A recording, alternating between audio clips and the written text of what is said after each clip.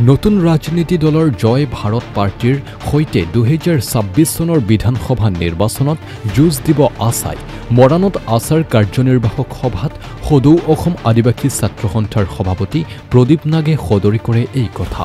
প্ৰদীপ নাগে কয় যে আজিলৈকে প্ৰতিটো ৰাজনৈতিক দল আৰু চৰকাৰে আমাক ভোট বেংক হিচাপে ব্যৱহাৰ কৰাৰ বাদে আমাক একো দিয়া নাই।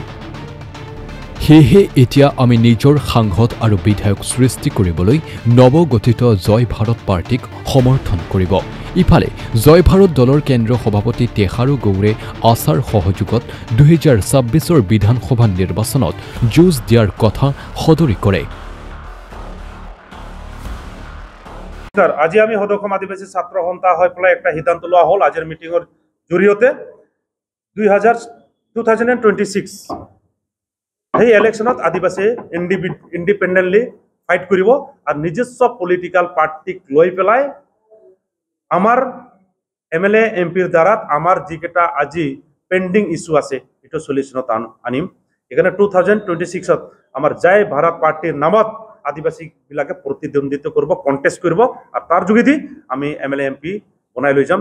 সেকেন্ড নাম্বাৰ পইণ্ট হ'ল আজিৰ পৰাই যেমান ডিস্ট্ৰিক্ট কমিটি মানে দুৰ্বল হৈ আছে এই ডিস্ট্ৰিক্ট কমিটি বিলাক ৰিফৰ্মেশন হ'ব। 3 নম্বৰ পইণ্ট হ'ল আমাৰ জানি শক্তি অল অসম বেচিছত বনা হ'ব। জানি মানে আমাৰ আদিবাসী ইয়ং গাৰ্লছ টিনেজাৰ্ছ তেখেতসকলে আজি আমাৰ সমাজক লিড ল'ব, যেহেতু আমাৰ মেইন ভূমিকা আমাৰ মহিলাবিলাকে ল'ব, আমাৰ জানিবিলাকে ল'ব। এইটোৰ কাৰণে 3 নম্বৰ পইণ্টত আমাৰ জানি শক্তি অল অসম বেচিছত বনোৱা হ'ব।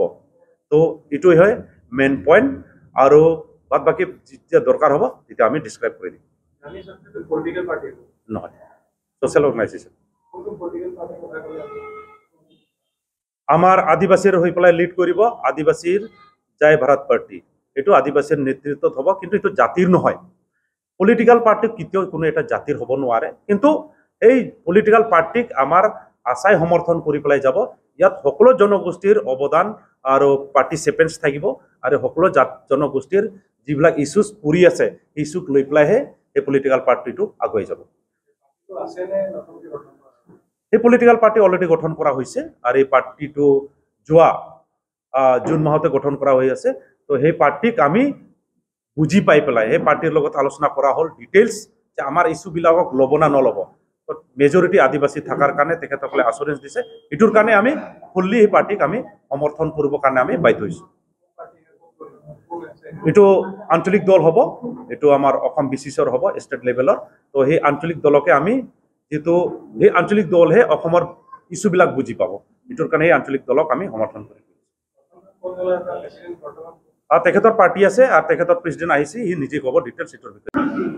মই তিহাৰু গড় জয় ভাৰত পাৰ্টিৰ কেন্দ্ৰীয় সভাপতি আৰু মোৰ লগত আছে জোনা কুজুৰ ৰাজ্যিক সম্পাদক আৰু মোৰ লগত আছে আমাৰ জয় ভাৰত পাৰ্টিৰ এডভাইজাৰ অনিল টপ্প ডাঙৰীয়া, আমাৰ উপসভাপতি আছে। এতিয়া কথাটো হৈছে জয় ভাৰত পাৰ্টি যোৱা 2024 বৰ্ষৰ নৱেম্বৰ মাহৰ 19 তাৰিখে আমি গুৱাহাটী প্ৰেছ ক্লাবৰ জৰিয়তে আমি ঘোষণা কৰিছিলোঁ আৰু ইতিমধ্যে সমগ্ৰ অসমত আমাৰ জয় ভাৰত পাৰ্টি জিলা সমিতি, সমষ্টি ৱাইজ কমিটি, বুথ কমিটি ইতিমধ্যে গঠন হৈ আছে আৰু আগন্তুক panchayat election, MLA election, MP ইলেকশ্যনৰ কাৰণে আমি সাজু হৈ আছোঁ আৰু অসমত তীব্ৰ গতিত আমাৰ এই সমিতি আমি বনাই আছোঁ আৰু অসমৰ ৰাইজে এই জয় ভাৰত পাৰ্টিক সঁহাৰি জনাইছে, ভাল লাগিছে।